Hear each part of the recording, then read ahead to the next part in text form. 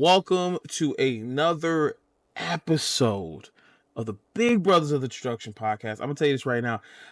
The energy in the room, wherever you are, wherever you're listening to, it's going to be very shifted after this episode because WrestleMania happened.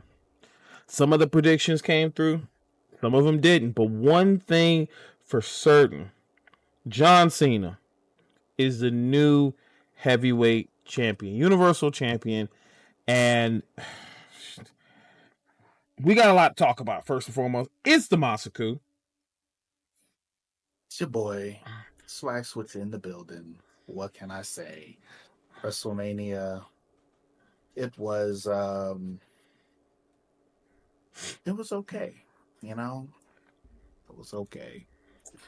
There are a lot of hiccups when it comes to the show, good and bad, and we're gonna obviously dissect the show and kind of give our opinions on each match, whether if it's good, the bad, the downright ugly. So I think that's just a great way to start off because, man, we got a lot of matches. Over, I think, like 10 matches to review and talk about. So, I mean, it's like a normal AEW pay-per-view. Just spread the 2 nights as opposed to just 4 hours, 5 hours straight. And here comes Swag Switches hate on AEW. It never fails. I wasn't hating. I'm just making a comparison. All right. Well, let's just kind of let's go into this card and let's see if it compares or matches up to an AEW show. How about that? Listen, I'm gonna tell you straight up right now. If I was to compare AEW's last pay-per-view to this WrestleMania, AEW kind of won.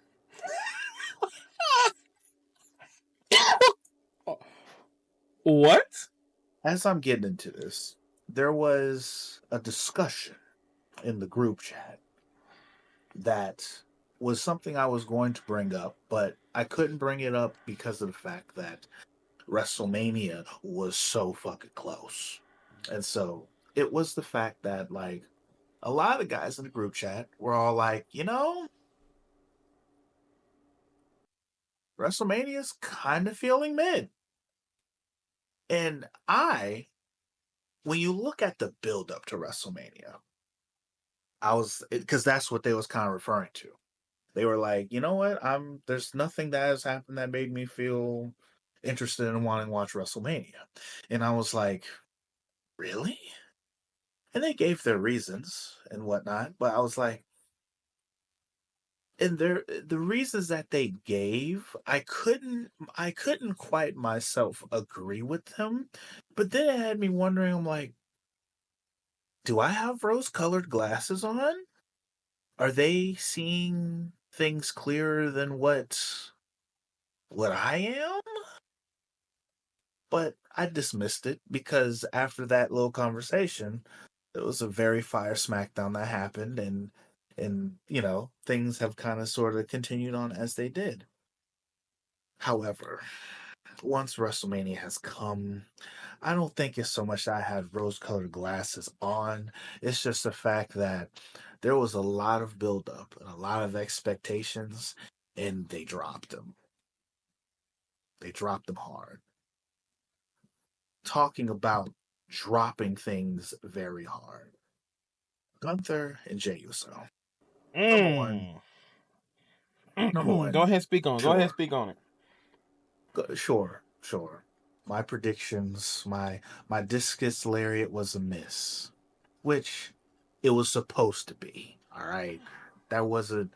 But I would have preferred my discus lariat over everything that happened in this match. This is a person, Jey, who watched his brother die right in front of his face. Okay. His brother was discontinued by our boy Gunther. Jey Uso's all like, you know what? After watching you discontinue my brother right in front of my face, I'm not scared of you no more. And you know how I had to have that conversation with my mom about everything that had happened and you discontinuing my brother in front of me and all this other stuff, you're gonna have that. I'm gonna make sure you have a similar conversation with your mother. Ladies and gentlemen, that too was a lie. I'll give it to Jay. He went out there and he fought him. But for someone who literally watched a man wipe the blood that he spilled of my twin, and he licked it, tasted it, spit it out, rubbed it on his chest, and made you watch, and you're just going to go in there and use his moves, the power bomb, and put him in a quick sleeper hold, and that's it. That's it. That's it. That's really what we're doing. Okay. All right. Very lackluster indeed, right there. I mean, even people that haven't been watching wrestling, like my homeboy Nuki, he came over, he's watching the previews and stuff from that night, and he was like, "Wait, that's how he lost?" I was like, "Yeah, that's how." He says, "So fast, so He even looked at the situation and said, "This should not have happened." And if Gunther deserves better.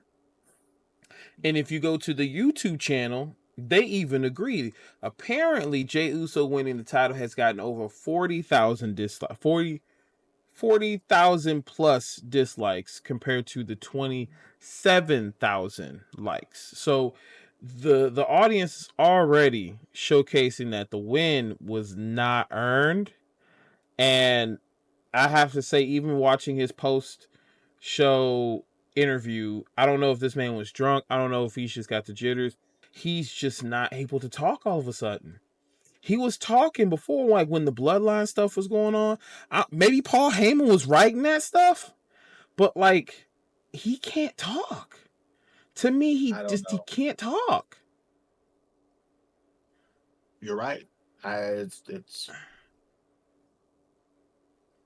uh, I don't know what's been going on with Jay. I don't know either. And honestly, I didn't want to rant about it, but like I'm kind of getting to a point of like I knew WrestleMania was gonna be them yeeting it up. And here's the funny thing: you even said, "Yeah, you had that prediction, right?" But he didn't even do it, and so it was like, what the fuck? There were Like you, so many weird things. Because to that point, you were saying that, right? So he comes out to the ring. All right, he's game face. Everybody's yeeting and stuff like that. However, but he's not yeeting. He walks down from the top bowl of this stadium that was low all key stupid. the way down to the ring. And he did not, he stopped a couple of times, but he didn't stop to do any yeeting. Then he gets into the ring, doesn't do any yeeting. I'm like, okay, cool. I can understand that. You know, He's he's ready supposed to to be win this belt. serious. Okay. Then this boil of a match happens. And it's one of those things like it wasn't, the match in itself wasn't terrible. Like it was, but it was a C rank. It was a C. That was at best. You know what I'm C at saying? best. I almost give it a D. Like Yeah, and barely actually, made it. no, no, Woo! no. Barely made it. Yeah. Well, no, I'm gonna stick with Be C, real, but be it's real, barely. because that tap was made it. What made it D, bro? It would have been a C if it was a reasonable win. And yeah, I guess. Well, see, the tap in itself wasn't what made it a C or a D. However, like when I real like coming down to it, like yeah, it really wasn't. It was a D. Like there were th- there were many other options that they could have did, but it's like, but going back to what I was explaining though is the fact that that happens. He wins and he actually still does not eat. I expected him to like be celebrating like crazy, belt over his shoulder. There's so much yeeting they cause a tornado in the middle of the arena. He didn't even do that. He just like kind of like I got the belt and I'm gonna walk around with it and I'm gonna walk back up the crowd and let bitches yell in the back of my ear and Yo, let's not go back into that dumb shit, bro. but Nah, it's like man. he just goes back up and that's it. That's it. There's no yeet celebration and whatnot. There was no him with the belt in his hand. Hey, run that back one more time. Okay, okay. None of that. Nothing. Nothing. I don't know what Nothing. has happened to him, but he is feeling so much like a Federation guy nowadays. Like he feels so the World Wrestling Federation, sports entertainment, and that old school just Hulk Hogan esque like stuff. And But see, the this problem is, at least they could actually get through a promo. Okay? shit, their And promos were hype. yes, they were hype, you know, as much as we dislike Hulk Hogan, I'm sorry, as much as we dislike Terry Bollea, Hulk Hogan, the character, whenever he would come out there and he would say his thing, spit his stuff, and whatnot, there was rhyme and reason to it, and he finished his sentences and he ended with "You're what you're gonna do." When Macho Man would come out there and talk his shit, though it did not make sense, it all was a full conglomerate of a complete thought, whether or not if you understood what his complete thought was or not. Hell, Ultimate Warrior, though I he was yells just and he about to grunts, say that shit. he yells, he would grunt, you know, he go from the stars and the like all of this stuff, but he had a complete thought and he got it across. I dead ass was waiting for you to finish this because I was about to say that same shit. I was literally about to say, even Ultimate Warrior can cut a better promo. And all his shit was, the Warrior. Like, nah, bro.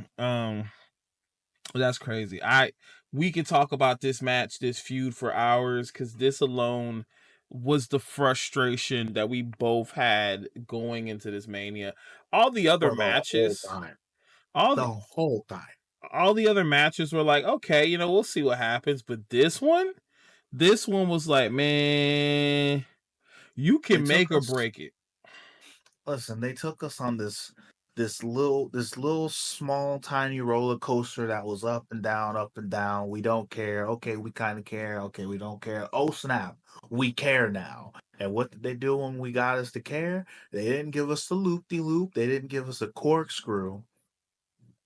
They pumped the brakes and the ride ended. And I'm just Very much. And especially when you use his brother for what you did, and we got nothing but poodoo. Yeah, I said it. Bringing it back. Jimmy Poodoo. didn't deserve, Jimmy did not deserve to get Krillin for Jay to give me Gohan energy. That was more so Yamcha, bro. Because that's why he didn't transform. You know what? Yeah, that's why. Because he turns and looks at Yamcha on the floor. He says, "Oh damn, all right." But even when Goku turned and saw Yamcha on the floor, he at least beat Nappa's ass He did, but he didn't and beat his broke ass his like he back. should have. No, no, he beat his ass. He beat his ass and he broke his back. He styled He on him. didn't murder him or get him like how Goku wanted to get Frieza for killing everybody else. I mean, this part is true, but I'm just saying. I would have asked for some at least Nappa energy. I'm just saying. He didn't. At least Goku hurt that man.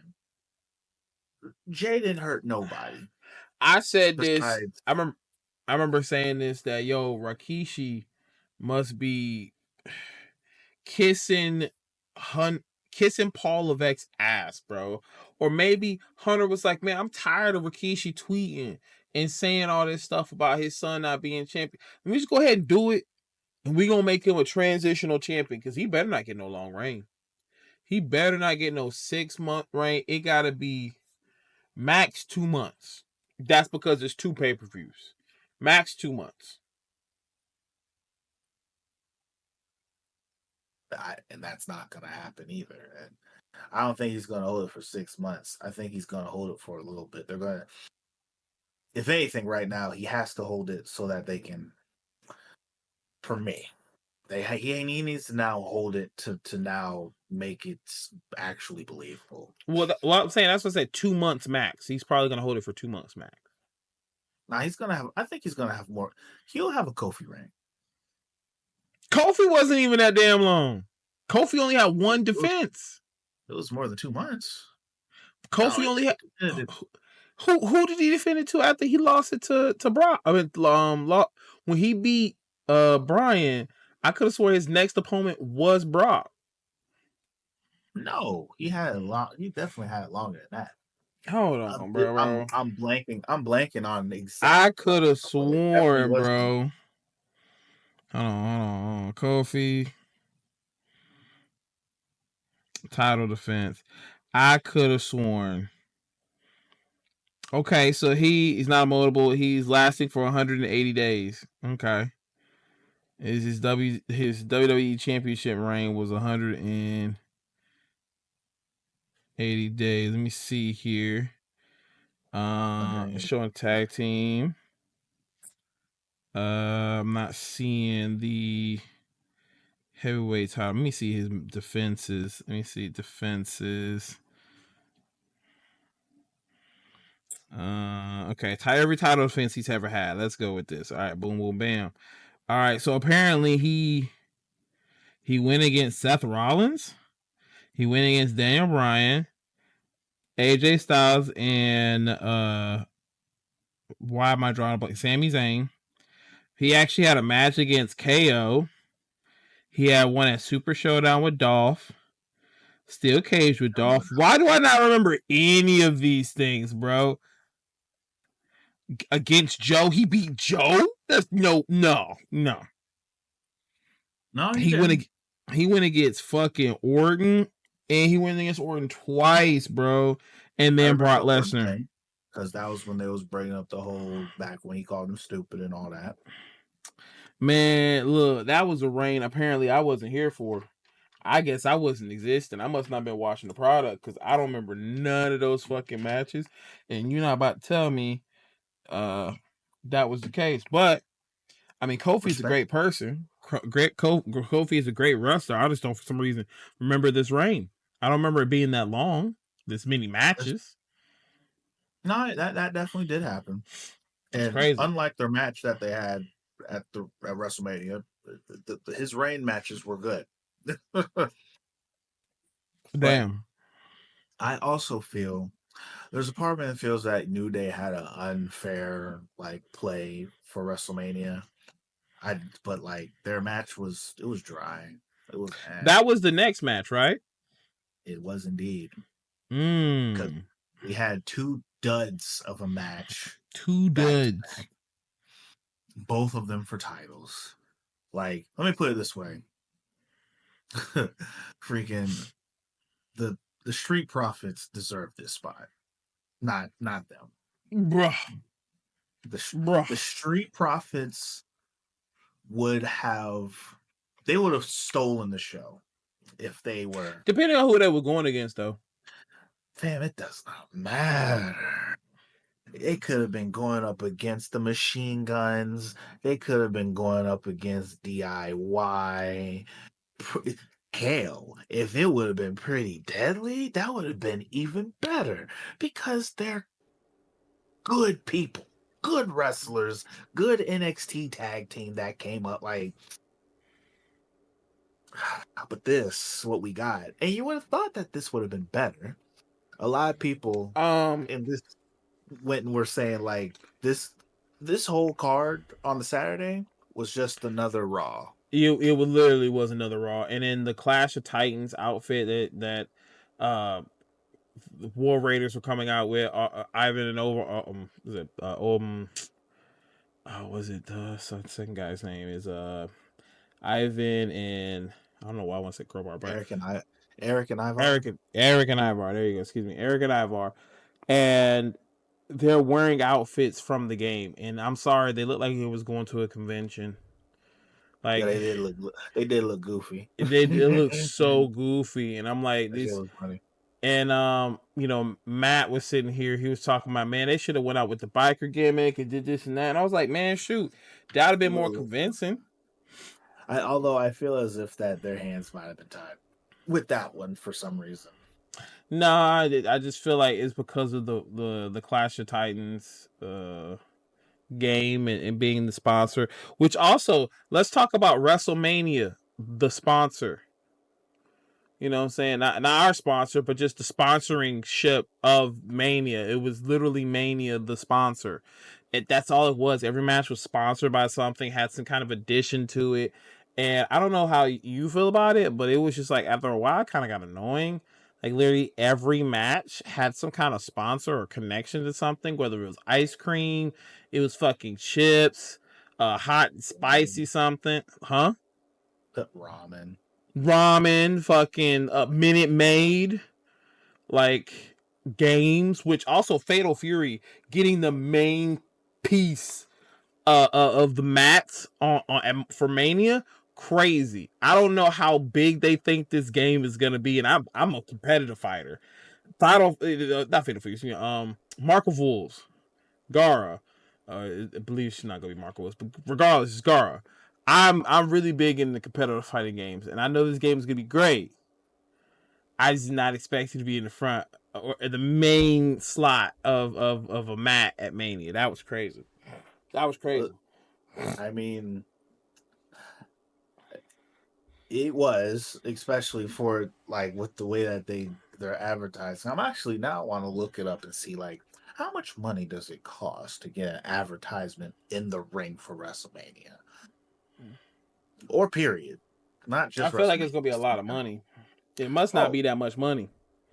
listen, if it costs $4,000 for a seat for one night, and that does not include food, parking, room and board, just a seat for one night of WrestleMania being $4,000 to get your logo and name plastered somewhere on their ring? Retarded. So you telling me us putting our logo in the middle of the ring? Fam, I'm pretty certain we have not made it to such a I'm degree. just saying, if it happened, could you imagine the outrage? You'd be like, who the fuck are these two dudes? Could you listen? If we got enough money to get our logo put in the middle of the ring, at that point, I feel as if we're putting our money towards the wrong stuff because I know that's going to be expensive. Like, Wishful thinking. We actually got to talk about this match. So yeah, about this match. It was a match. what was there to talk about? I mean, one thing to talk about, and the people who I was watching wrestling with tonight, shout out to Lord Zay, um, his boy, uh, pointed out. I think was it him. It was either him or his homie. They pointed out the fact that on New Day's outfit, their giant Gonzalez thing that they were doing, if you notice or if you look, it's it is the unicorn that was on the back. I Yeah. did not realize that it's a Cerberus style unicorn. Okay, Okay. it's it's one body and it's got actually three heads of a unicorn, but one of the heads is dead. when you go back here, actually, I'll send you a link. I Um, wanted to look it up, but like, send yeah. it, send it to me in not in Discord. Send it to me elsewhere. Oh, well Wait, then did you? Okay, did you you'll do have it? to Okay, no, okay, I you'll got it, have I to got it, I see got it. it, I got it. No, I got it, I I was got about it. to say you'd have to see it somewhere else then, because I don't have. That's Yeah, crazy.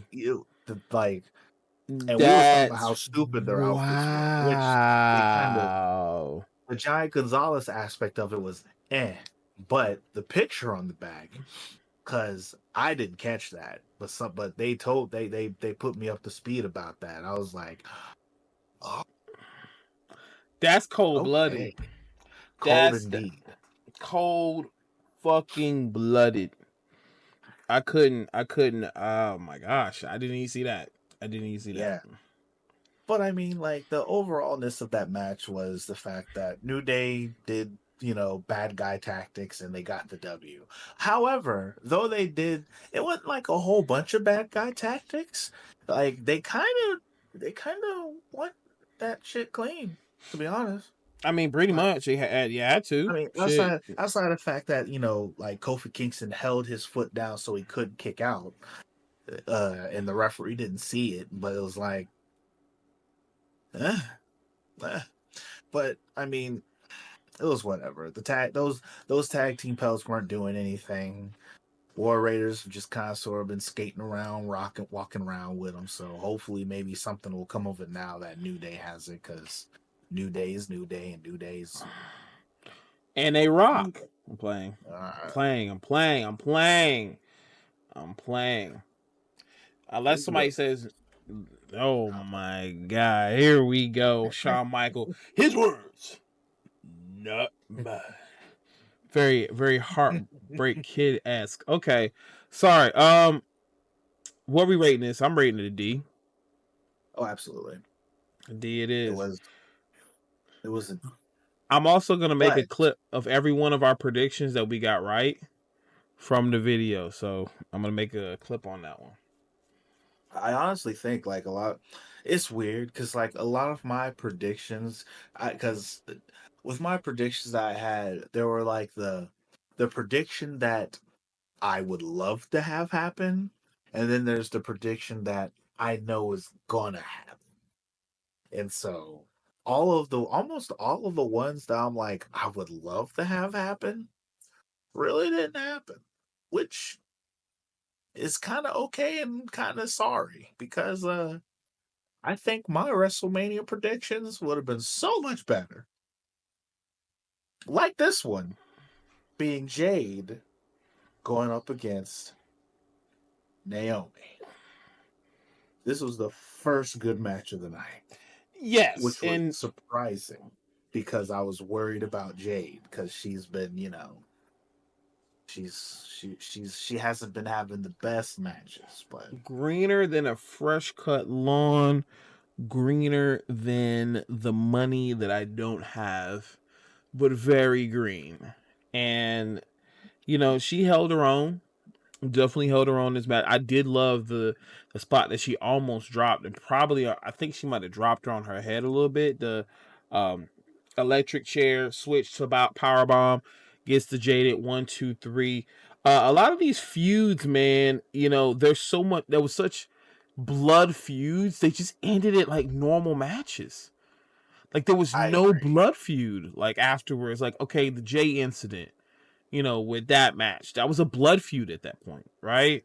And now with Jade and Naomi, that was like a blood feud, bro. She tossed you into a freaking car and you just jaded and lick your hand 1, 2, 3. You not going Now, like I will at least give them the fact that, like, leading up to it, Jade's been getting them hits in. And honestly, when Jade thrashed her and took her out of the elimination chamber, that should have been it. I mean, that's the that was biggest get back ever. that was some solid shit. But unlike a lot of these matches, they did actually catch up with Jade, and, like, even Jade kind of said it herself that she's like, I don't think this is over just yet. I'm pretty certain that there's going to be a bit more that's going to end up happening.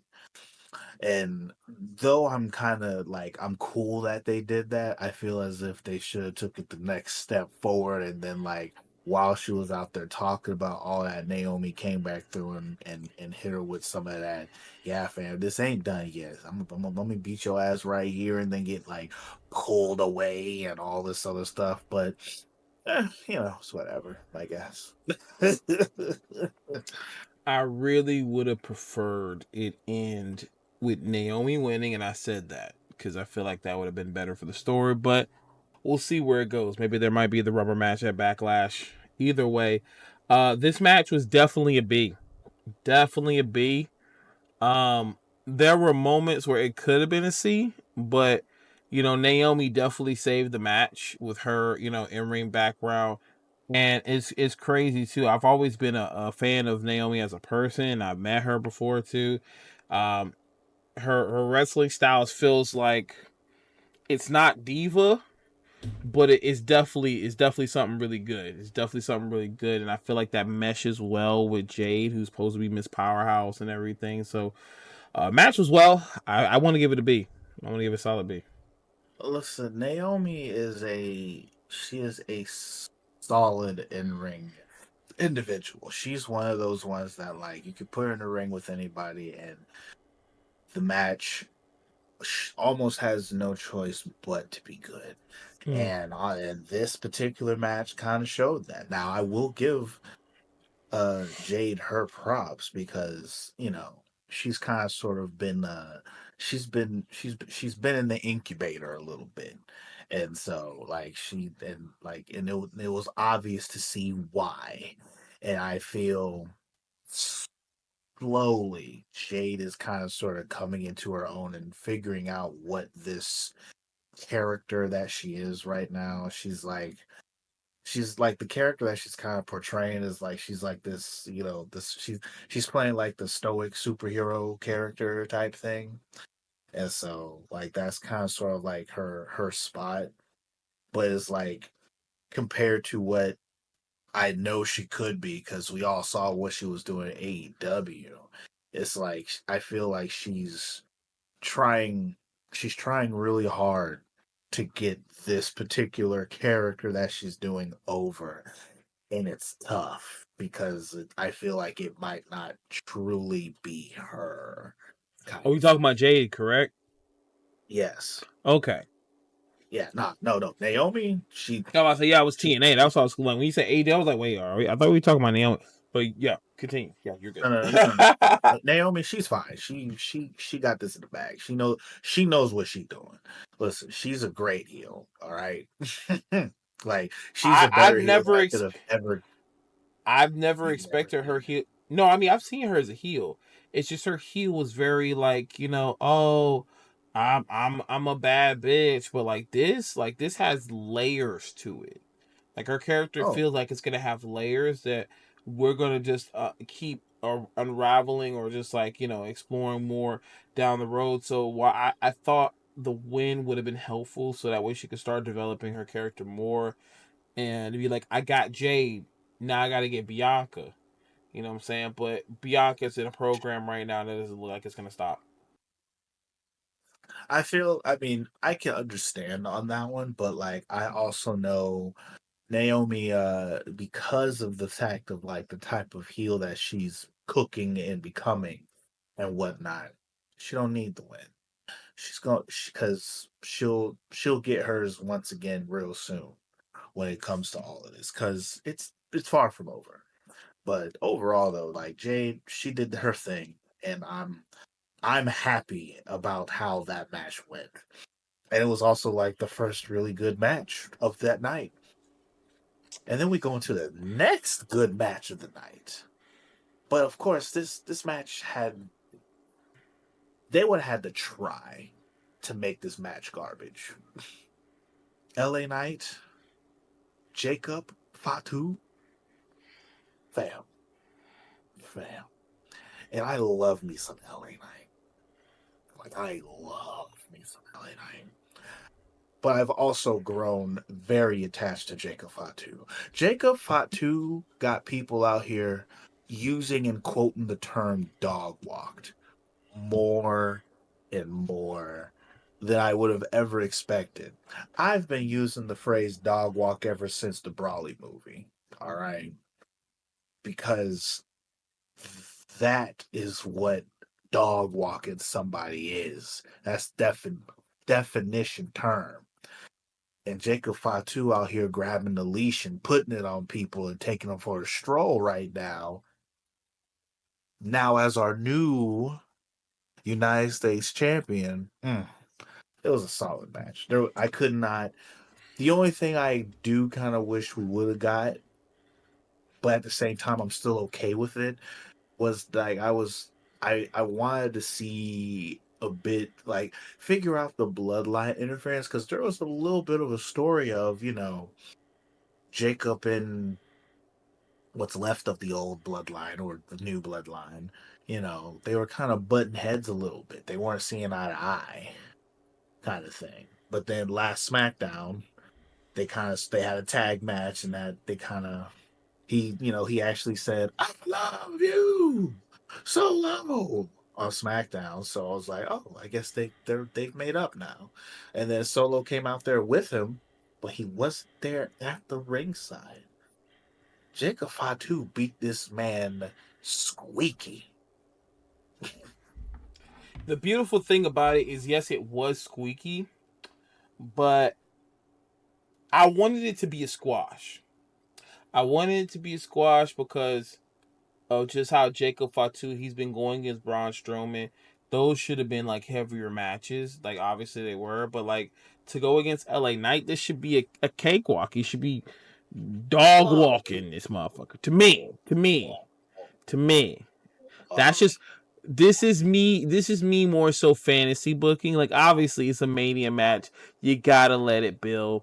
But to me, I want Jacob Fatu to be just as you like to identify as a monster. I want that motherfucker to be like damn near Goldberg and just knocking bitches out in like a few minutes. First off, put some respect on my boy LA Knight's name. He is the megastar. Yes. He did it. He caught an amazing BFT off of Moonsault. Perfection. I gotta give him credit. What I'm saying is I want Jacob Fatu, now that he has this belt, obviously, we couldn't expect this in a match, but I want like squash matches. I just want him to be just dominating anybody that comes up to him with that belt. I mean, well, because if I remember hearing correctly in the chat, there's apparently I think he's doing an open challenge thing for the U.S. title right now. That's what I If love to I'm not hear. mistaken. I love to hear it. I'm almost positive that's what I heard in the mag, like in the group chat. It's honestly the way to go for his character to be like, yo, anybody want some? Come get some. Nine. And just get out of there. Yes, so apparently apparently there is a US Open Challenge callback that's supposed to be happening. I could be wrong. I don't have my damn, why is my phone acting crazy? I might have to look into that. But like even then, like just the match in itself was great. Like I can understand where you're coming from with, like wanting to see him squash people and all this other stuff. But like maybe now that he's got the title, but it's like that with the way that LA Knight is presented and what he's been doing, like he couldn't squash LA Knight. That would have killed LA Knight's character. I mean, okay, yeah. I'm just saying that was me more so fantasy booking the situation. Like, obviously, it wouldn't happen. Like, he still has some great moments. The BFT off off the moonsault, and then here's another thing. I know you probably hate in wrestling too when people do their moves 2 times just to get the pin. No, not necessarily. Oh, you don't like? Okay, I could have sworn It you like.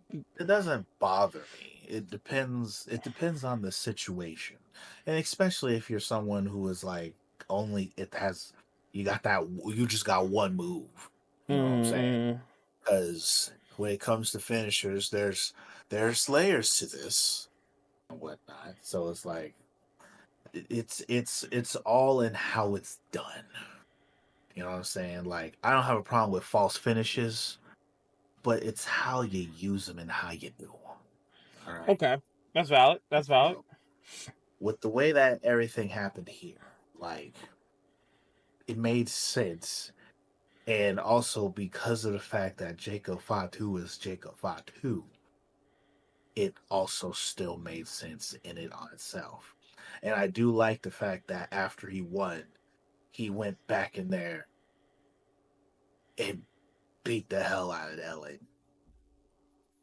As he should Which have. I feel, though he did not, get the squash match you were looking for, I think that kind of sort of puts the good puts a good check mark on his monster mentality, if I may say. Like he is he's doing the monster thing well, and he is, even though like he fought LA Knight, and LA Knight, he didn't job out to him, but LA Knight was fighting, and with the way that he was fighting him, you could tell LA Knight was fighting with everything that he had, and Jacob Fatu still beat him, and then still had the wherewithal and the energy to continue to moonsault him. So Best part. Best part. I will say this match was definitely a solid A. It was when we knew WrestleMania was starting. correct. Not saying that Um, Jade Cargill and Naomi wasn't doing that. It was a good match.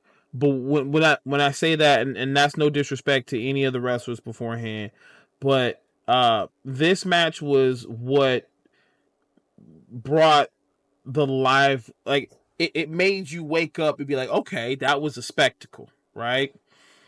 And it gave more of a lively feel to Mania, whereas the other matches kind of felt like stuff you would see on Raw normally. so I think the important thing that this match did, as well as the, I believe I would still say for the Jade Cargill match, is the fact that all of the stuff that's been happening since Elimination Chamber in regards to those two matches, once we finally got to WrestleMania, they made all of that matter. And remember that, because when we get to night two, there's a lot of that doesn't happen. But I can agree with the giving that match a solid A. It was great. It was real good. Definitely a solid A. And from that match, I believe we go right into Your uh favorite, which the was, the big American oh yeah. versus King Firebird. Ray Phoenix, man. Nah, absolutely. This match, fortunately, had to be updated because Rey Mysterio was unable to still compete. He got injured that SmackDown going against Julius Grease. Creed. Julius Creed, which was a great match there. I just want to know what spot caused the injury. I'm definitely curious because I it kind of Same. seemed very safe, like a very safe match, and to know he got injured was crazy. But Some people are saying that because of the whole merger that they did oh, you mean with WWE buying AAA? Yeah. yeah, like some people are saying that Rey Mysterio pulled a fast one, was all like, "Hey, I'm gonna step down. I'm gonna let Ray Phoenix take this. I'm gonna let him take my WrestleMania match." You know what? And I kind of can respect that, but also here's another thing, Tony Khan, you fucking fumbled so hard, bro. How do you let these guys leave your promotion and like literally one in like 2 months gets a Mania match, another one in 2 weeks? And no offense to Penta, because Penta's my guy, but Rey Fenix is the more exciting one to watch. Like Penta is his character development, his psychology in the ring is great. But if you want lucha, like you want the craziness and the amazingness of lucha, you watch Phoenix. Okay. And boy did they deliver. I was about to call him his other name. The big American. He's doing he's doing a great job in his match. Technical work obviously gets to a point where he uses his metal plate, been constantly using it at this point. And I'm not even gonna lie, I thought this match he was gonna get masked. I thought he was gonna get unmasked, and we found out with Chad Gable, and the story is over. But apparently, puts the metal plate on, gets the headbutts, and gets the 1, 2, 3 from the Gulf of America. Oh, actually, they got rid of that. They're not even talking about the Gulf of America more. He's from the Gulf of Mexico now. They did bring it up again though. They Although did. I know they're trying to like, all right, which is hilarious that they're trying to like cover up the fact that they said that shit. They didn't want to do any political stuff, and now with the merger, yeah, they're fixing that shit immediately, bro. However, the match was fun. All right, like it was fun. Like I will admit, I feel as if it could have. I feel like it could have been more, but like it was fun for what they gave me. So, I'm still saying it's a solid B. I'm gonna have to give it a C. I feel really. I feel that they didn't let Ray Phoenix enough, if that makes sense. You know what I'm saying? Like, I don't think he got, as they would say, I don't think he got his shit in this match. It wasn't that, but like, I don't think he really got his shit in. I guess, because whenever he hit the gringo kick, it was pretty much all she wrote. Because apparently he kicked the metal plate in his head. So I guess so. I truly feel like this was a great showing of who Rey Fenix is and what he could do, because he was doing some crazy spots on Mania, man. Like that, like I said, it's a joy to watch him. It's a real joy to watch him and what he can do. And you saw that tonight. But like you said, you give it a C. I give it a B. And yeah, I feel as if, and I think it's mostly, I think it might have a lot to do with the fact, like with him, like I feel as if he should have went over, or if he wasn't gonna go over like he did, I feel as if he could have got a bit more. But like, I mean, over, and I'll be honest with you, like going into this, I was like, man, I don't fuck about no goddamn grande Americano, motherfucker. Hey. But I mean, they Rey Fenix did make me care about this match a little bit more. I will say, I think fun to watch. I do think that this match was a better choice of a match than Chad and Rey Mysterio. I will agree. Definitely agree. It's a way better match. And with that match, we finally go into the what was the match after that one? Women's Championship match. Okay, there you go. Tiffany. Okay, yeah, you go. Tiffany Stratton versus Charlotte Flair. I gotta apologize, guys. It was a specific date yesterday where you got the chance to get lifted with your friends. We still somewhat lifted now. So yes, Tiffany Stratton versus Charlotte Flair. Tiffany Stratton came out as a Barbie. Apparently, in our post interview after winning the match, she said she wanted to do that in NXT, and they said, nah, probably not right now. And then Triple H comes up and says, hey, you want to do it? And she's like, fuck yeah, we'll do that shit. Hell yeah. So she comes out as a Barbie, Charlotte Flair comes out there with the most absolute fire robe. The robe was fire. She damn near looked like a queen should. Listen, hey, screw those ass clowns out there who was talking about she was looking like some goddamn Pepto Bismol. Fucking haters, bro. Back off my queen, dog. Back off my queen. She lost, but like, I will say this is a well-paced match. Well-paced. There was some decent storytelling with the knee and both of their knees being, pretty much the focal point of like submission and like what areas to attack. I'm not gonna lie. When it came to the finish, when she finally hit the prettiest moonsault ever, I didn't think that was it. I kind of felt like we was gonna get a little bit more, and even though that match was kind of dragging, I just didn't finish. Like, you know how the crowd will let you know this is the finish, right? We kind of know. The crowd didn't do that. I agree on that particular bit. I actually find it interesting that you did say it was well paced. I personally didn't have a problem with the pacing myself, but a lot of people did. A lot of Yeah, people. Now, one thing I will admit that I could see that in the kind of like from the in the beginning and then and going into like the middle of the match, it felt like the chemistry was off a little bit. Like they were trying to figure each other out, like how they actually want to do this type situation. But I feel like they pulled it together at the end. it A led to lot of Tiffany. people don't. It led to Tiffany getting her teeth chipped.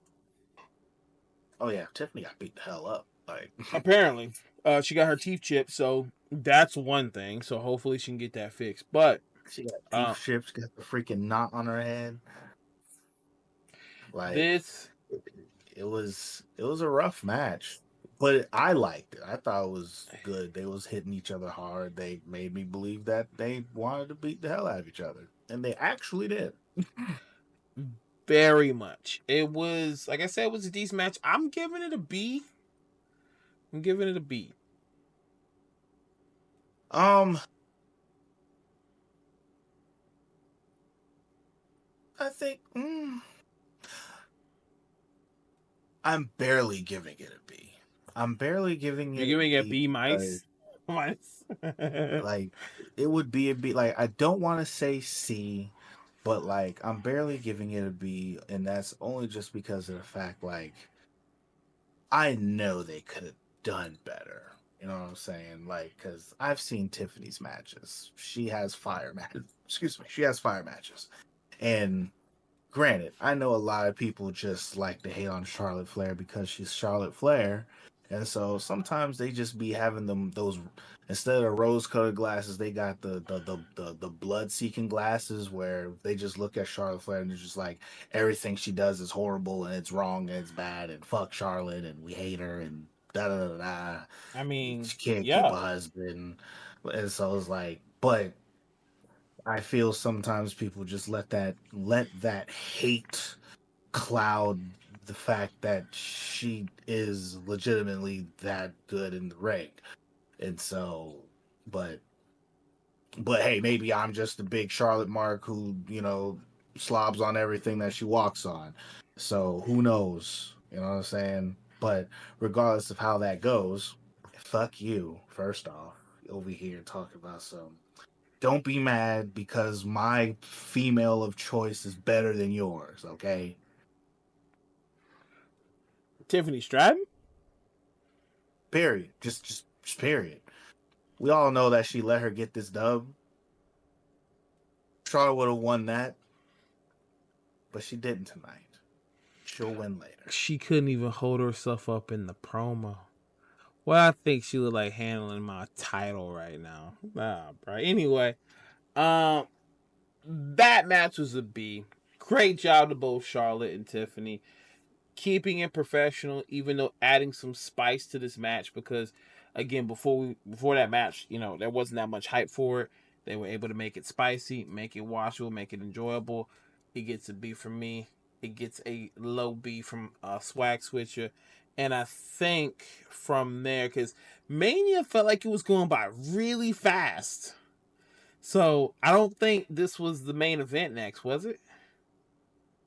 On contraire, because funny that you say that, because when we were watching it, we were all like, man, this is going by really quickly. I mean, I guess there must be one more match next. Yes, there is only one more match next. And Yep. that was the triple threat match with Paul Heyman and CM Punk and Roman Reigns and Seth Monkey Lovin' Rollins. So, what I will say, they did a great job of me actually caring about this match. Because going into this match, story wise, it was stupid, kind of.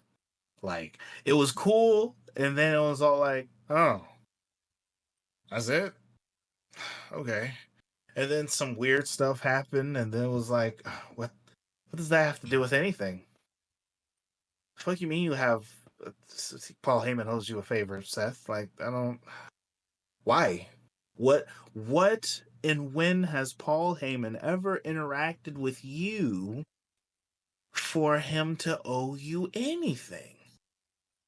When? Just be what the favor is, hey, since I didn't curve stomp you tonight, you're gonna do me this solid at the pay-per-view? Like, huh? What? Right now, it's What? looking like that. It's looking like that, and Yeah.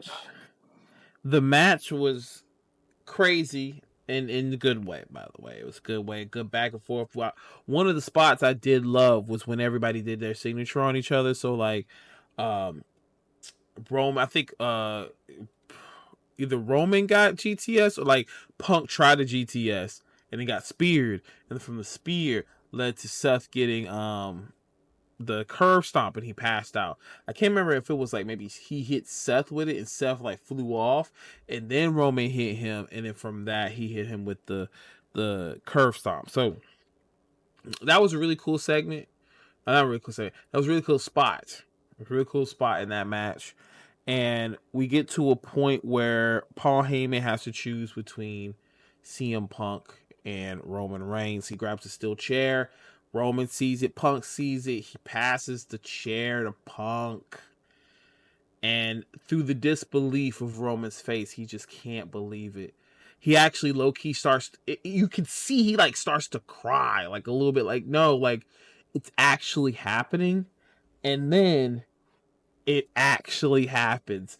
Paul Heyman low blows CM Punk, and through the amazement of the crowd, it was like, okay, we're going back to good old times. And you see Roman again, so that same sympathy and same doubt in his face kind of shift into pure joy. This man looked like the weight of the world was off his shoulder. Cody Rhodes, what you said doesn't matter. I still have my wise man. And then, plain as day, Seth Rollins is standing at the other side of the ring, and Paul Heyman saying, hey, this is your moment to get back at him for the shield chair shot he's been doing to you almost 2 times now. Well, technically 3. It was three. It was 3. And as Roman is soaking into the moment, you could tell immediately something was about to happen. There's no reason for Paul to be right next to a man who's about to swing a chair in his direction outside of just hitting him in the balls. So guess what he did? He hits him in the balls and for some reason does this wiggle as if he was just adding on extra spice to the hit to the balls. And Well, that wiggle was because when he hit him in the nuts, his arm actually got stuck, so he had to literally wiggle his arm free. Because I was wondering, like, why was all that extra? Oh, he legitimately was caught between this man's legs. I want to say is the mightiness of Roman's thighs. Apparently, that's crazy. So Paul Heyman hits him with the low blow, and Seth Rollins in the most architect way ever. Which to me now, I'm seeing Seth Rollins. It's really Triple H. He's really Triple H's and HBK's son. He's a workhorse like HBK, and his shocking moments are very much Triple H-esque. See, Like, I would rather say he is the son of Shawn Michaels, but he was taught by Triple H. okay, okay, Like Triple H has taught him very, very well. Like, that damn. indeed. To the point where right now, like, I want to talk to the people who are out here saying that they knew Paul Heyman was going to join up with Seth Rollins. I did a Because slight joke about it. outside of it being just a wild fucking hair up your ass hunch that that was gonna happen, there is no evidence of reason why that should have been on anybody's mind outside the fact that, like, Paul Heyman looked like he might do something real weird, real stupid, and then he did it. But it's like, outside of that moment, then anytime prior, why, why, why? Apparently fitting. It was fitting, and I want to get your opinions on the heel turn, and where do you think it's going to go from there? Where do you think it's going to go next? With Seth Rollins? Seth Rollins and Paul Heyman. Yep. What do you think is the next story, the next chapter of this story? Well, maybe, just maybe, this might be Seth Rollins' chance to be a bad guy and stop dressing like a fucking idiot, because it's no secret he has no sense of style. Do He you doesn't forget? like he doesn't like wearing the shit that he does. Do you So maybe forget? he'll go back to just, good old Sethy boy. Do you forget that Becky Lynch is the man now, and Seth Rollins is very much. But Becky Lynch ain't telling him to do that. Nah, It I'm gonna is her take. stylist, but I'm gonna take it straight from CM Punk. CM Punk. He says, "You do what's it? He says you wear the pants in the relationship, but you do wear her panties, don't you?" listen, uh, I have no predictions on what happens next with this match.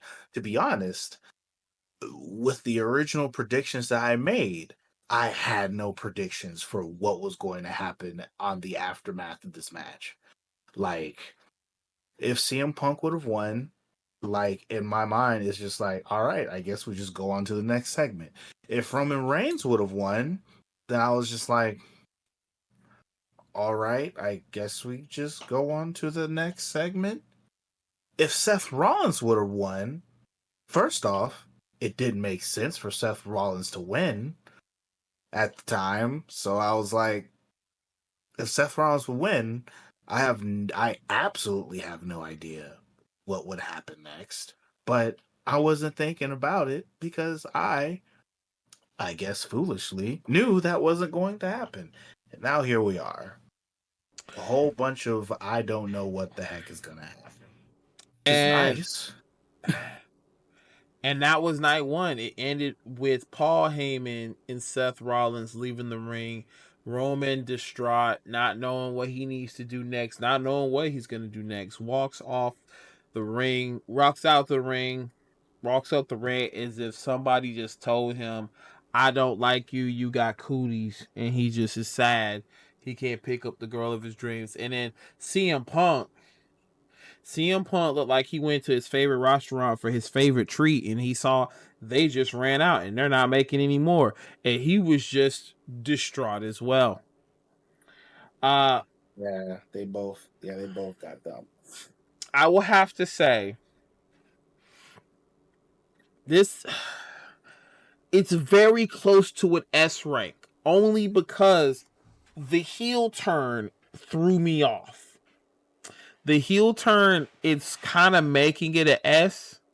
It's definitely it's definitely an A, but I'm just like, a part of me wants to say it's an S because it was good moments. It was good chemistry in the ring from all three of them.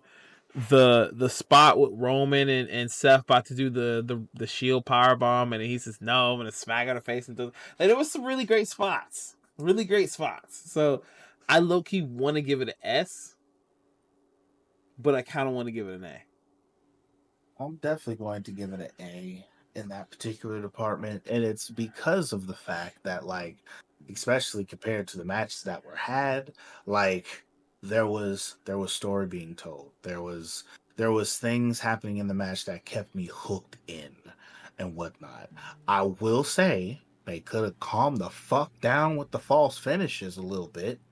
They No, they were, boy, it's almost like one of those things that, like, oh well, I mean, shit, since AEW is doing it, I guess we might as well do it too, and on some blue skidoo type shit. So I'm just like, all right, guys, not okay, you guys, saying blue skidoo.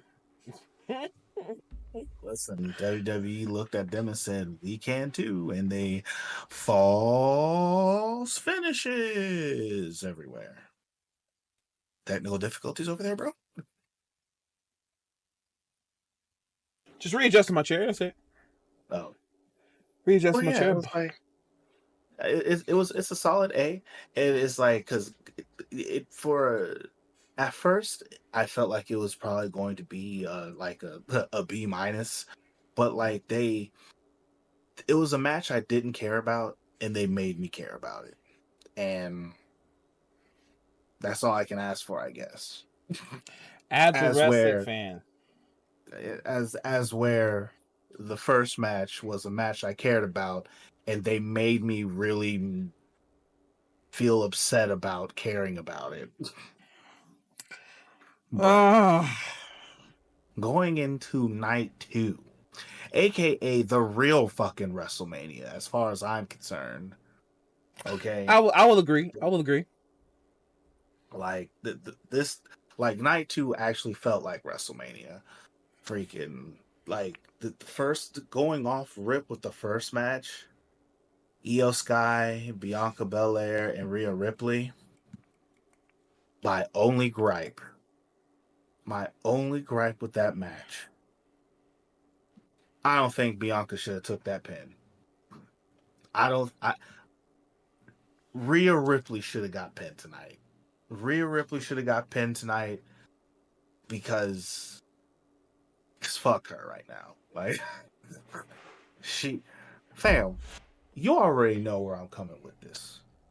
She had no business Oh my being in this god, match. this nigga. Oh my god. Here we go, bro. No business. She had no business. This was not her match to be Well, in. how about this? And because she had no business, Bianca took the pin. So if it was Bianca versus Io, Bianca would have took the pin anyway. So technically, you got what you wanted. No, because when you look at how it all happened, Bianca was about to win by pinning Rhea Ripley, but because she was distracted by this why, cry baby Rhea Ripley, I want to get in this match even though I got no business being in it. Because of all of that, yes, she got pinned. But Rhea Ripley was the one who took all the hits and got beat. But Bianca just got unlucky because distracted by crybaby Rhea Ripley, Miss had no business being in this match because she lost twice.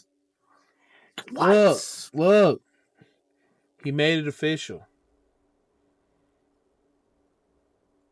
Horrible parenting. You know why I say horrible parenting on his part? Because there's no reason why we should be rewarding bad behavior.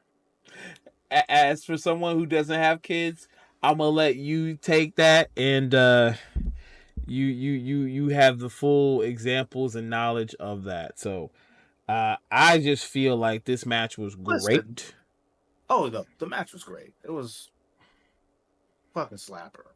Yes. There was nothing wrong with this match, like spectacle wise. Yeah, no, this Don't match was don't get it really twisted.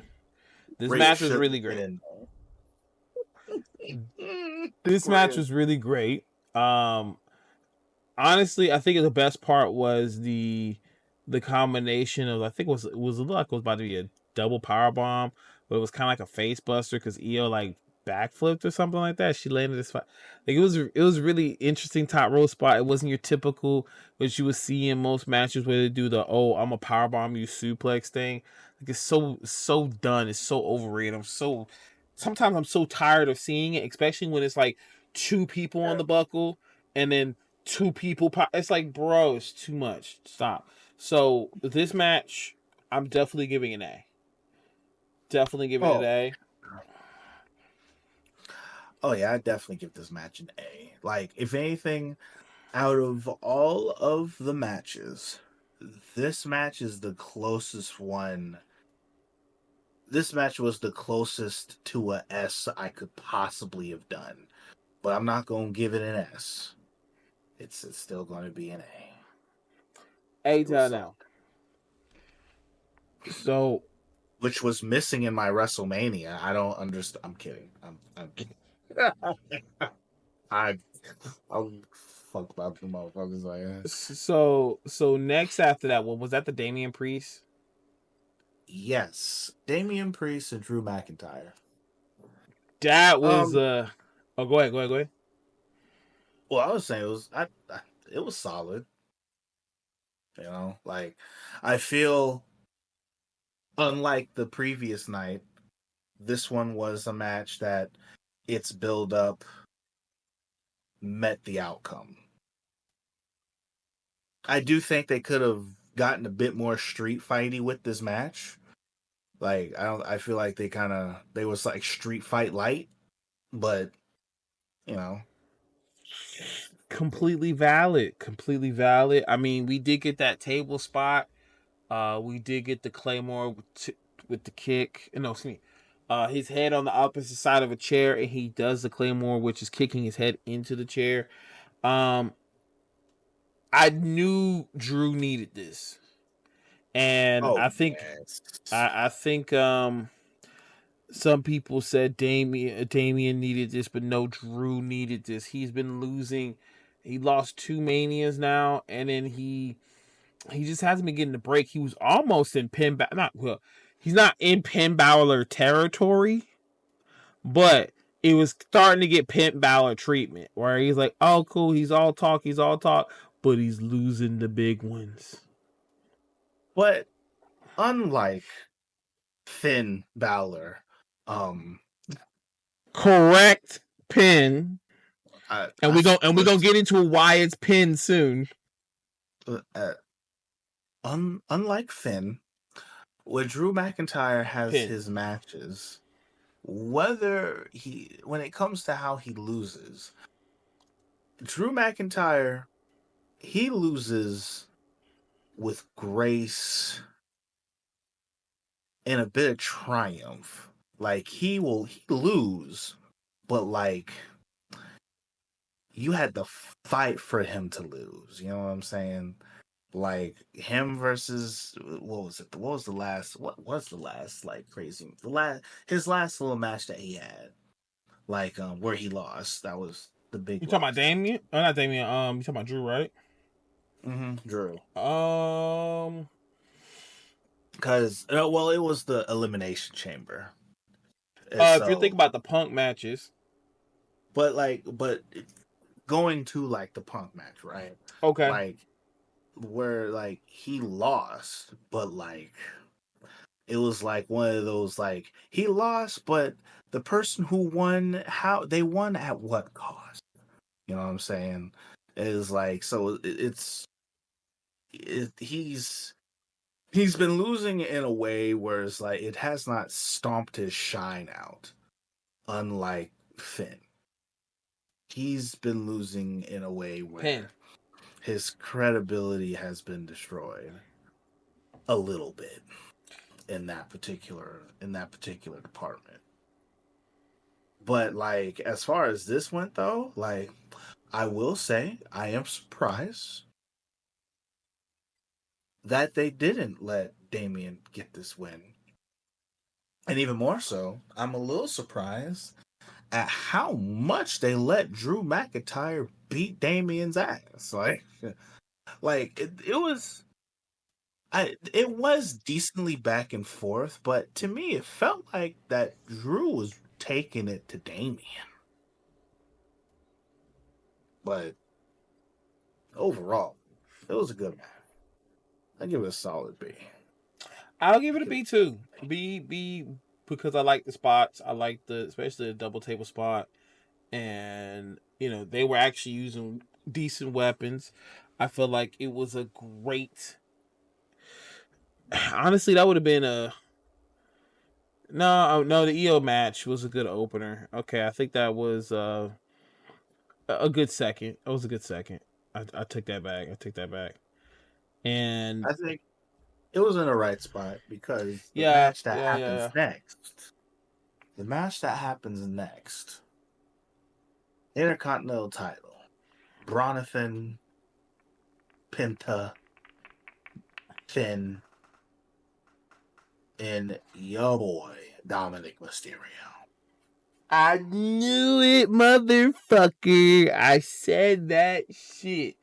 That Dominik was gonna win that damn belt because it's gonna be good for the story. It's gonna be good for the story. Listen, ever since Lord Zay was on this podcast and he just randomly said, I feel that Dominik Mysterio is going to have something to do with this Intercontinental title match and he's leaving out of there with the belt. Ever since he said that 2.5 weeks prior to him even actually seeming like he was going to have anything to do with this match, when he finally became, and I saw that, oh wow, Lord Zay used Future Sight and it was super effective. I'm gonna Here, stick with it. here's the spectacle I put because this is such a bright future for Dominik. Here's the spectacle we got here, man. Dominik Mysterio Monday night.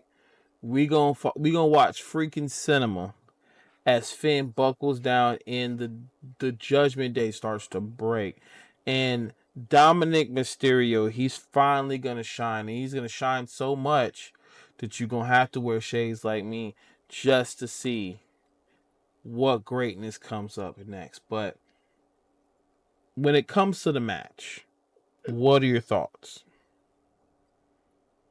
For a 4-way match, and Mm-hmm. especially with all the elements that was included into the match, I think it was good. It was solid. It was a Mm. solid Okay. Solid match. I will solid. definitely say the solid. Oh, sorry. What? Oh no, I was good. I was just saying the fact like there really wasn't there wasn't anything yay or nay about the match. It was just solid. It was well done. Okay. I was gonna say because there was a point where just the energy from the match was good. Everybody seems to have a different mindset on how to approach it, but it were all beneficial in their own ways. Um, I truly love the part where Dominik comes up, Frog Splash gets the win, and again he even pin Balor, Mm. and you know somebody in our chat said Pin Balor strikes again, and yeah, unfortunately, he was the one that took the pin. Come on, it I don't. kind of knew that. I kind of knew that was going to happen because I was like, if Dominic Mysterio is going to win, it only makes sense that he's going to pin Finn. It only makes sense because I feel like with this match, it's really gonna be all about what happens on Raw Monday. That's Oh, where it goes from here. Is what happens on Raw Monday, and that's what I'm looking forward to more than anything. What is gonna happen on Raw? oh, and you already know Raw is about to be stupid Raw's because about to be nobody, better than Mania Night 1. honestly, well, that's not going to be hard. That's not hard to do, unfortunately. Yes. I mean, it might be a little tough to live up to their main event, but like, mm-hmm. It. I can't really say too much for Braun Breaker. I mean, congrats. Thank you so much for the title reign. You know, creating really great moments like the spear on Carlito. Good stuff. Good stuff. And then when it comes to that spear, let's kind of spear right into that next match. What's that next match we got there? So that next match,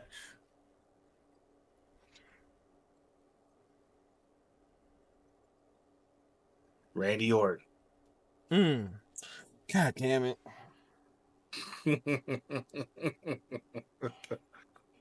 Say his name and he appears.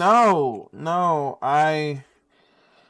When I tell y'all, London and Paris and Randy Tokyo. Orton versus Joe Henry was not on my And WWE bingo slot for I believe 2020, in 2025. Uh I this believe motherfucker is still singing the damn song, doing the hand claps. wave God your damn it. hands from side to side with me. I Anyway, I would prefer believe him in singing if I'm here singing. Anyway, I but believe this match, this match would have technically been your pee break match because it wasn't anything crazy about it. But it was still good to see.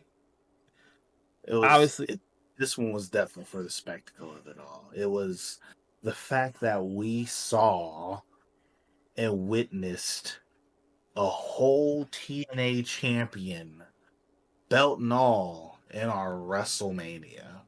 And then, of all people, to get such a WrestleMania moment, Joe Hendry? mm-hmm. I don't think we could have picked a better person. You are you were not wrong. You were not wrong. I just know that the whole point of this match, once we were giving it, it was, hey, we want to just do the hard cam thing on Joe Henry, and you just come out of nowhere and RKO him.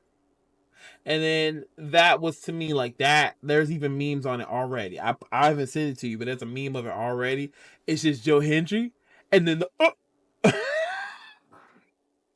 Him with that, I was hitting him him with with the that, RKO. him with that JoJo continue, Basically, which that would be a good basically. one. Um, But yeah, it was. I mean, it was a fun match. Like, I almost don't even want to rate it. Like, it wasn't like it was just I'm it not was gonna just a, lie. hey, here's a little TNA in your WrestleMania, boy. Like now I want a little bit of WWE in my Bound for Glory. That's what I need. As that one guy in the video, slow down there, Buckaroo. Wow. Slow down there, Buckaroo. One step at a time. That was already a major thing, but kudos to Joe Henry for getting a WrestleMania moment, and Hunter even saying, "Bro, this is your first WrestleMania moment. You're gonna have many other ones." So Henry already gets a cosign from Hunter, from Paul Which is Levesque, very interesting considering the fact I'm like, as what you trying to fuck. say there, Triple H? You know what I'm saying? Like, he still works for TNA, right? Like, you can't just what you trying to do, brother? Say his name and he appears. Ain't that the fucking phrase? He'd be like, "Yo, They probably sitting in the office like, man, who's Randy Orton opponent gonna be? It'd be stupid if it was Joe Henry. Say his name. Oh, what the fuck? He's like, I'm here. He's like, we weren't even serious. Look, but I'm here now. So go ahead and book. So that's how it feels. That's how it feels. Listen, I was 100% for it. I love me some Joe Henry. Granted, if a certain someone would have kept it, could you imagine if my boy Bruh, if he Nemeth would have came was up, still the champion and he was the one that showed up? would he have Oh came man. out as TNA music, or you think he'd have came out as Dolph Ziggler? Mm. He would have to come out to his TNA music because that's where he's at now. The same reason why when Mickey James was there, she came out to her TNA music. True, but Hardcore country. that's always a crazy statement knowing the history. But It would have been great. Now, I'm gonna be real. okay. This next match, though I did not have any expectations for it, I don't think it lived up to any of them if I even made them. Logan Paul and AJ Styles. Yep. This match was it wasn't bad. Of course Logan Paul won. But like it's one of those, this is like the match that I knew I wouldn't have had much to really say about, like, because it was really just there. It was like, hey, you want a big money match there, champ? Now what I was interested in, and I'm now interested to see where it's going to go, is Karrion Kross's involvement. Karrion Kross is the only reason that this match even mattered for me, because Okay. what he was doing prior with this trying to bring out the bad AJ Styles and stuff like that, trying to make him to go dark, and then he shows up with the and does the thing outside the ring when trying to convince him to use the brass knuckles, and AJ Styles is like, I'm not doing it, just for him to lose, and it's all like, It's kind of funny how this ending is going to be very similar, somewhat to the main event. But is that just me? That is me. a little bit. I know, Live in no, me. no. I hear you. I hear you. Yeah. But like, Logan Paul takes W. I mean, at the end of the day, they looked great. You know what I'm saying? I It give it a B. was a solid match. Like, I barely want. I almost don't want to give it a B, but it's like it doesn't. But I can't find a reason to say I'd want to give it a C. You know what I'm saying? Like, So it's what like would you rank they it? did just enough. They did just enough for me to allow them to have a B. And I think what helps solidifies that is the fact that there's something to go there is still something that is going to come of this continuing on because Karrion Kross's involvement. So because now I know that, okay, this wasn't just all right, we had a Logan Paul match and now who gives a fuck. No, it So do you was, think? we So you have think a like? Logan Paul match. So you thinking like Karrion Kross is gonna like maybe team up with Logan? Or you just think he was just part of that, like that just one and done? He's not going to team up, I don't think. But I know, like, there's going to be some more development with Karrion Kross, or at least AJ Styles is going to feel some type of way because Karrion Kross kind of sort of put his nose in the business when AJ Styles does not want his nose to be there, and so it's like there's different avenues that we can go with this Karrion Kross and AJ Styles bit, even if it does not cares or includes Logan Paul, because it's probably not going to include Logan Paul because it's Logan Paul. He just fights at pay-per-views. He doesn't do anything else. He is a spectacle, as we're throwing the word around. So like, it's like it's Damn, what son. So I'm fine with that. I don't like. I mean, Logan Paul's cool. He's fun to watch. Blah blah blah. But like, I don't care about Logan Paul. Give me my AJ Styles. Let me see what they're doing. Do a carry cross. Let's move on with that now. I'm fine with this. solid B. Solid B. We got a good lowdown from Paul. And I had to explain that to somebody that was like, oh no, it's the frog splash. I'm like, no, that is the lowdown. Okay. Frog splash, you bend knees. Lowdown, you don't bend. You do. So Yeah, good low. Oh, go ahead.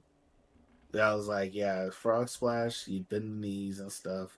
Low down, legs stay out, and you're throwing the hands down as low as you can possibly get, and then But But yeah, it was it was you know, I it man. it it definitely was an eye match. Definitely eye. Nothing too crazy to write home with, which is where we kind of go into the next match, which I believe is the tag match, right? Yep. The one that you were so dead set on. Those two winning, and suddenly we find out that Becky can't be a part of this match, and She gets jumped. long and behold, her partner, Valkyria's partner, is the man himself, man. When Becky Lynch came out, Becky Ranch. I that I don't know. I want to say a bit frustrated. I feel like it should have been. It could be somebody, but like, is Becky gonna But be weekly coming back to episodic TV, or is she still on this hiatus because she originally didn't re-sign with the company because they just couldn't come to an agreement with her contract. well, it So must have come to some agreement now because now she's not only with the company, but she's also defending those tag team titles at NXT against Lyra Valkyria's old best friend in I forget the other girl's name off the top of my head. So so so that's when it comes to that, we've always had situations where somebody is still doing things with a firm handshake. Because Okada, while he was in New Japan for a while, he was doing a lot of things with just a firm handshake because he wanted to make his ventures to America. And then you had similar situations where, think of people like Mankind, so many wrestlers who've, like, their contract is ending and they couldn't come to a mutual agreement, but they're part of a storyline, sort of like, hey, can we still have you? And then we, even though you're not obligated or like you're getting your under contract pay. So a lot of them have those situations like this similar. And so that's what you're thinking this is? I'm not too sure right now. I'm gonna see, we're gonna do some research to see when it comes to Becky. If she's staying or going, because a lot of word was people saying she was gonna go somewhere, and I'm like, WWE's her home. She leaves, that she's pulling an edge. She's pulling an edge, and I don't think that's her. Don't think that's her. I do think, Becky ain't going nowhere. yeah, Becky was I on doing TV shows and having fun and being a mommy and whatnot, but like as far as what we just saw, her having those titles is going to mean she's back. Now maybe she might not be wrestling every time, but that's what Lyra's mm-hmm, for, kind of thing. But like she's still mm-hmm. the tag champion, so she's got to do the thing, which is why I said, and because it was announced on for NXT that whoever won the match that was at NXT, that team was going to fight whoever came out of WrestleMania tag team champions. And the Big Baxter and Lyra, which when you look at the papers, it all makes sense because Bex and Lyra, they have their little fight and everything, and they really respect each other. And then, almost unbeknownst to No. me, almost unbeknownst to me, I forgot the fact that Liv Morgan and Beth, Jesus, Becky, they both had like before she left, they were scrapping and fighting each other. So it was like there was stuff there. Okay, So it some was all tension. like with the fact that like her and Lyra are and then she don't like these two because of their previous engagement, it was like, I guess it makes sense why it could have been Becky. But Becky been gone for a minute, and it kind of showed in the ring a little bit. I ain't gonna hold you. Not the ring rust. She had a little bit of that. Listen, that's why Lyra was in there doing the brunt of the work. Don't think I didn't catch that. I will give this match a B.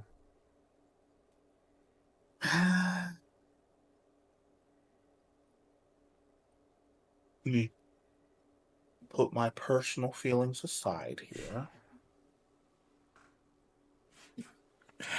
Oh, here we go. I'll agree. Okay. It was a solid match.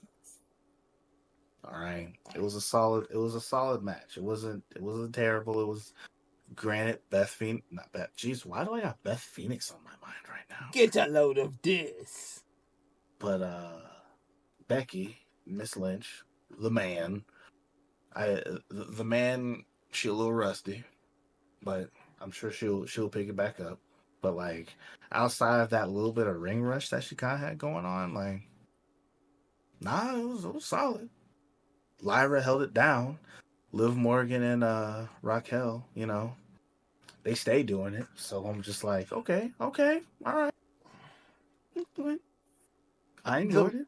The match, like I said, it's definitely a B. It's a decent match, not too crazy. Nothing to write home to outside of the man slam and getting the 1, 2, 3. But when it comes to my personal feelings, Beth Phoenix, get back, the fuck out of here. Fuck that goddamn Becky, man. I will agree, but damn, just fire. Like, the rudeness is crazy. The rudeness and the rudeness. The rudeness. Oh, okay. Well, we can just talk all kinds of shit about my queen, but I speak my piece about how I feel about the man, and I'm rude. All right. But the queen kind of deserves it. But that's a different topic, a different day. We got to talk about there's that shit. The most important match of this pay-per-view, this PLE, whatever the hell you want to call it. Fam, I don't even want to talk. Bitch, that's why we here. What is there to talk about? What? Boz, what do you want to talk about? Let's talk about how John Cena came out to his fucking name on the Titantron, and that was his Titantron. And this is his last Mania. He's not running down like Cena. And a part of me was a bit torn because, whenever, he's about to hit that chorus and you get the 3 second 10, scrabble though. You don't do it. But you didn't get any of that. You didn't get no John Cena. I do find it funny though that when he gets the actual strap, right, when he wins the match, he does it. He does the 3, like he pulls the belt up and he does it right on time. So it's funny he does it. But before we can kind of go into details of this match was the storytelling. The storytelling is really difficult to kind of pick up on because it's really a normal fucking match until Travis Scott comes out there. And with Travis Scott, I didn't expect him to get in the ring. He did get all ballsy in the face of Cody Rhodes and gets hit with a crossroads and doesn't realize he needs to take a powder and get out the ring. So Cody just kicks that motherfucker out the ring. Fam, Cody Rhodes put some stank on that crossroads, dog. Oh yeah, that motherfucker probably was actually that crossroads was stiff. Rightfully so. Listen. Well, we get to that next part where Cena has the belt. He's gonna smack him with the belt. And then Cody catches him, and then John Cena provokes it. Says, "Hey man, here's your moment. Do a heel thing. Take advantage of the moment and make sure you secure the win." And he doesn't, and then he costs him. Kick to the balls. AA. 1, 2, 3. So let's talk about in that moment when he gets that 1, 2, 3 swag switcher. What was your immediate reaction? Um, trying to recall. Oh, that's right. Man, it's stupid. This is stupid. This is dumb. This is garbage. That's it. That's how we're doing it. Why even Travis Scott? Why any of this? It was a letdown. It's one of those deals where I feel there were things that has happened in the whole build up to this match that did not need to happen. And because they happened, there needed to be an equal or better reaction to those acts Okay. that were done. And they Okay. didn't have. Listen, I think I broke it down. I don't know if it was on camera or not, but like, if we could have had everything that had happened, right? Minus The Rock and Travis Scott's involvement, Uh-huh. I wouldn't be bitching right now. I wouldn't be. And the reason You why I would be is because it makes sense. Everybody in the group chat were all like, "Oh, thank God we didn't have a Dwayne Johnson in this match." I'm like, but we no. kind of needed him. Yeah. Cause when We needed him to make this whole angle make sense. How are we? Because thinking about this now, right? Like we kind of pulled a we honestly we almost kind of put like a classic Dragon Ball Z problem where Yeah. Okay. where we forget the fact that we did this all the way over here and then we just act as if it never happened. You know what I'm saying? Mm-hmm. We going all the way to the beginning. The Rock wants Cody Rhodes' soul. And I want you to let me know, are you with me or are you against me? Let me know by Elimination Chamber. Mm-hmm. Because if you're against me, there's going to be problems and consequences, and your life will be a miserable hell. Mm. Okay. Some really tough things to be saying there, final boss. So, we get to Elimination Chamber. Go fuck yourself. Okay, okay. All right, I got you. All right, well, Rock, what are you going to do about that? He told you to fornicate your own person. What you gonna do about it? What The Rock Fornicate his does? own person. Continue. All, Sorry. all, all fancy with it, like it was really meaning something. And John Cena looked The Rock in his face and gave him his best Rikishi impersonation. I did it for The Rock, and he kicks him in the nuts, and all that happens. Okay. Okay. Okay. Dwayne Johnson has everything to do with everything with this goddamn match. I don't care what anybody says. He was the final boss. Cody Rhodes, he couldn't buy his soul. So without using words, but with all the theatrics, it I guess that means that John Cena has sold his soul to Dwayne Johnson. Or did I miscommunicate that somehow? I maybe. Maybe, Maybe. I but but why? If he did not sell his soul if he did not sell his soul to Dwayne, then why was it so important that he get the signal from Dwayne Johnson to? to do all of these things. Like what? Why was that supposed to be important? You have a Why did that have to point. do anything with anything? You have a point. And that is honestly the biggest frustration when it comes to this match on paper, because after the promos and everything, you're just like you're Oh yeah, craving Travis something. Scott. I Yeah. forgot. Oh, that's He not was not also, talking. he was there. He was there too. Let's not talk about him. We just brought him up briefly because No, he got no, because we he got don't. no no no Because because he got cross. we have to. No We no no have no to bring up Travis no no Scott. no. We brought him up because we want to talk about him getting crossroads. We want to talk about that. Him getting hurt. Him getting his ass kicked. Um, But but the thing that gets me, so going back to it, right? Because mm-hmm, as of right now, it's been heavily implied that Dwayne The Rock Johnson and Travis Scott are in coots, and they're both the heels in this manner, and they are part of the Sell Your Soul tribe of the final boss. And it has been inferred that John Cena has sold his soul to the final boss. It's been inferred relatively heavily. Now, there is all the way up into this match tonight. It was like, okay, maybe it's not inferred.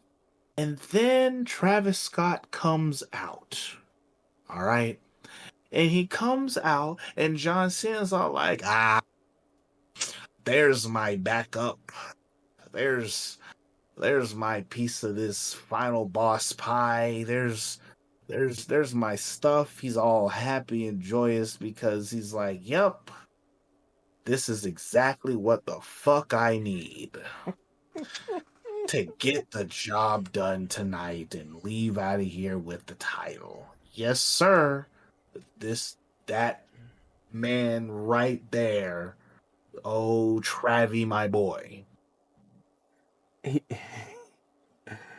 So he is Travis Scott just a representation of the final boss in his absence in this particular case?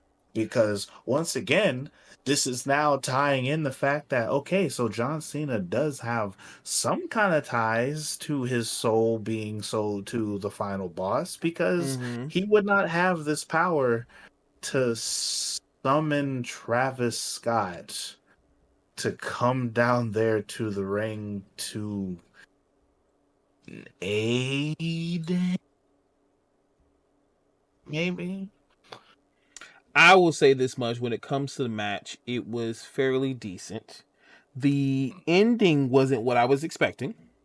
That the ending was Um, the garbage. finish was very much, oh, I hit you with belt, it's done. And even what excuse me, even Russell Talk, I watched their reaction to it as well. They were just like, oh, that was the finish. Yeah, yeah, that Huh. was. You know why they was probably like that? Because all the stuff and all the buildup that they had leading into this did not equal the payout. As a matter of fact, it didn't just not equal the payout, but if the final price was $10.99, homie didn't even give me the proper bills. He out here with like change, and it's not exact Not the change. proper And bills, bro. then not only was it not exact change, but for whatever fucking reason, homie came up here and was like, "Hey, what could I get with like €8?" You know what I'm saying? Like in this case, nothing because that's not what we asked for. That's not what we advertised. And now here we are, no final boss. Like it or not, he needed to be there to make any of this dumb stuff make sense. We got Travis Scott for no fucking reason. We Like, got him for the reason for the distraction, which gave us the crossroads, which gave us the belt, which gave us the and hear me on AA. this. But hear me on this. The way it was originally presented, Travis Scott comes out there. He's standing on the ring. The fuck was he gonna do? The referee was looking at both of them like you're looking at me with those sunglasses. All right. Okay. The fuck was he gonna do? What was he gonna do? And then he holds him like, "Ayo, Travis, get a shot." This is a disqualification type match, brother.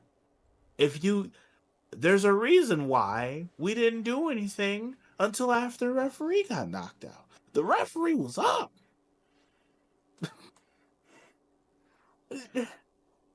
So what, you was just gonna let Travis Scott hit him, and the referee's gonna be like, "Oh, well, I guess that's disqualification, buddy. You lose." Not at Mania. You would have let it slide. It's Mania. No, nigga.